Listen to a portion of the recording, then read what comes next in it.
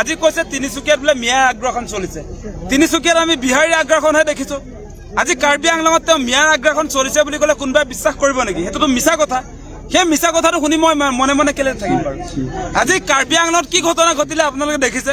কাৰ্বি আংলঙত ভূমিপুত্ৰ কাৰ্বিক, যাক কলম্বাছ বুলি কোৱা হয়, আচলতে অসমীয়া জাতিৰ কলম্বাছ, কাৰ্বি জাতিক বিহাৰীয়ে গোবেক বুলি কয়। ভূমিপুত্ৰ কাৰ্বিক গোবেক কোনে দিয়ে? বিহাৰী আৰু বাঙালীয়ে। আৰু সেই বিহাৰী আৰু বাঙালীৰ মুখপত্ৰ কোন? হিমন্ত বিশ্ব শৰ্মা। আজি যিবিলাক বেদখলকাৰী বিহাৰী আৰু বাঙালী ওলাইছে, তেওঁলোকৰ কথা বতৰাবিলাক কয় মুখ্যমন্ত্ৰী হিমন্ত বিশ্ব শৰ্মাই। 22টা পৰিয়ালৰ আপোনাৰ ষ্টে অৰ্ডাৰ থাকে হাইকোৰ্টৰ, তাৰ পাছত তেওঁলোকে 20,000 মানুহৰ ডিফেন্স দিবলৈ আহে। গতিকে তেওঁলোকে বেদখল মুক্ত কৰাৰ পক্ষত আছে নে নাই?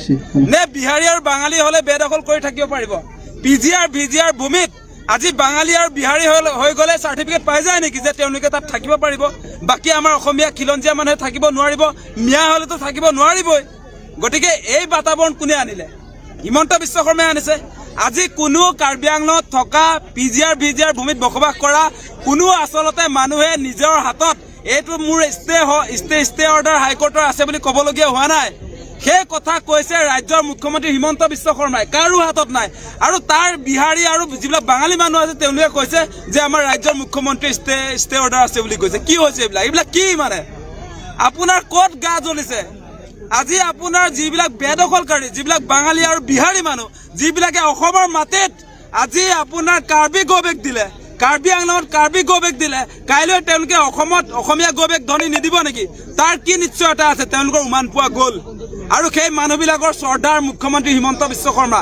বহিৰাগত বনিয়া আৰু বহিৰাগত যিবিলাক বিহাৰী, মাৰোৱাৰী, বাঙালী, যিবিলাকে অবৈধভাৱে অসমৰ মাটি আগ্ৰাসন কৰিছে, আজি তিনিচুকীয়াত কওক, আজি কাৰ্বি আংলঙত কওক, গোটেই অসমত আজি মূল টাউনবিলাক কাৰ দখলত আছে? আজি মিয়াৰ দখলত আছে নে? যে এই আপোনালোকে যিবিলাক টাউনৰ কথা কৈ আছে, আজি মুখ্যমন্ত্ৰী হিমন্ত বিশ্ব শৰ্মাই যে গুৱাহাটীত যিটো কথা কৈছে যে উবেৰ ড্ৰাইভাৰটো সুধিবচোন তেওঁ চিনাকি নে অচিনাকি, সেই কথা যে কৈ শ্বপিং মলবিলাক কাৰ তেনেহ'লে? ডাঙৰ ডাঙৰ গুৱাহাটীত থকা অট্টালিকাবিলাক মিয়াৰ নেকি? আজি যে আমি দেখিছো এই প্ৰটেক্ট প্ৰাইড বিল্ডিংটো মিয়াৰ নেকি? আজি আপোনাৰ চিটি চেণ্টাৰ মিয়াৰ নেকি? আজি গণেশগুৰিত থকা সেই ডাঙৰ ডাঙৰ অট্টালিকাবিলাক য'ত কাপোৰৰ শ্বপিং মলবিলাক আছে, আজি সেই শ্বপিং মলবিলাক মিয়াৰ নেকি? সেই প্ৰশ্নটো মুখ্যমন্ত্ৰী হিমন্ত বিশ্ব শৰ্মাই উত্থাপন কৰিছো। আজি বহিৰাগত বনিয়াই গোটেই অসমৰ প্ৰতিটো জিলাৰ আপোনাৰ টাউনবিলাক দখল কৰিলে, প্ৰতিটো জিলাৰ। গতিকে আজিৰ দিনটোত মুখ্যমন্ত্ৰীয়ে এই কথা বতৰাবিলাক পাহৰাবৰ কাৰণে, মূল সম্পত্তি দখল কৰা সেই বিহাৰী, মাৰোৱাৰী, বাঙালীক তেওঁ আপোনাৰ নিৰাপত্তা দিবৰ কাৰণে, সেই মানুহবিলাকক বচাবৰ কাৰণে তেওঁ মিয়াৰ নামটো উল্লেখ কৰিছে। মূল শত্ৰু কেৱল মিয়া নহয়, আচল শত্ৰু বেলেগ।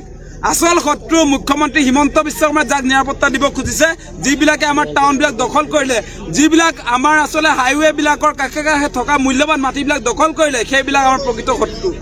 গতিকে তেওঁলোকে মুখ্যমন্ত্ৰী হিমন্ত বিশ্ব শৰ্মাই, বিজেপি চৰকাৰে এটা মিয়া অচিনাকি মানুহ বুলি, মোগল বুলি এটা ভুৱা কনচেপ্ট তৈয়াৰ কৰিছে, মানুহৰ মনত ছেটিং কৰিছে। কিন্তু তাৰ সমান্তৰালভাৱে তেওঁ এটা কাৰ্যসূচী লৈছে, চাৰিওফালে অসমৰ মাটি, ট্ৰাইবেল বেল্টৰ মাটি আজি আদানী আম্বানীক গতাইছে, ৰামদেৱক গতাইছে। আজি পাৱাৰ প্ৰজেক্ট নিৰ্মাণৰ নামত এই আপোনালোকৰ ওচৰৰ পৰ্বতযোৰাত প্ৰায় 3000 বিঘা মাটি আপোনাৰ এই কি বুলি কয় পাৱাৰ প্ৰজেক্টৰ নামত আদানীক গতাবৰ কাৰণে 6 শিডিউলৰ মাটি, বিটিআৰ মাটি, সেইটো পাৰে নেকি দিব?